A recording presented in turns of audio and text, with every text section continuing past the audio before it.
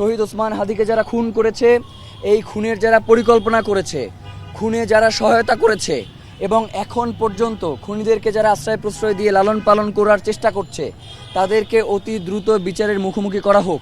এর বাইরে আমাদের আর কোনো দাবি দেওয়া নেই। একটা কথা বলি, সেটা হচ্ছে অনেকেই মনে করেন যে শহীদ ওসমান হাদি বা হচ্ছে জুমা জাবেরকে থামিয়ে দিলে হয়তো ইনকিলাবের যে আজাদির যাত্রা সেইটা সম্ভবত থেমে যাবে। বিকাশ পেমেন্টে 10,000 টাকার বেশি অফার, শপিং চলছে তো।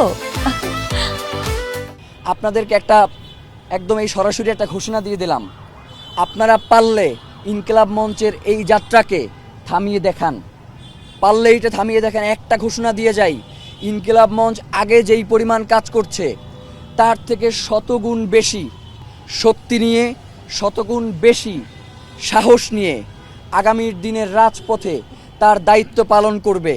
এতে ইনকিলাব মঞ্চের ভাই বোনদেরকে যদি শাহাদাত বরণ করতে হয়, তাদেরকে যদি অন্যায়ভাবে জেল জুলুমের শিকারও হতে হয়, তারা এইগুলোকে কোনোভাবেই পরোয়া করে না। আপনারা চেষ্টা করে দেখতে পারেন, ইনশাআল্লাহ কোনোভাবেই সফল হবে না।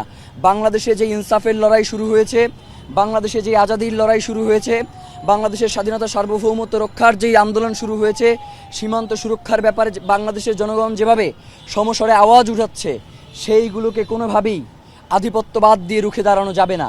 আমরা বাংলাদেশের জনগণ যতদিন পর্যন্ত আমাদের দেহে প্রাণ রয়েছে, ততদিন পর্যন্ত আমাদের সার্বভৌমত্বের ব্যাপারে, আমাদের স্বাধীনতার ব্যাপারে, আমাদের ইনসাফের ব্যাপারে কথা বলে যাব ইনশাআল্লাহ।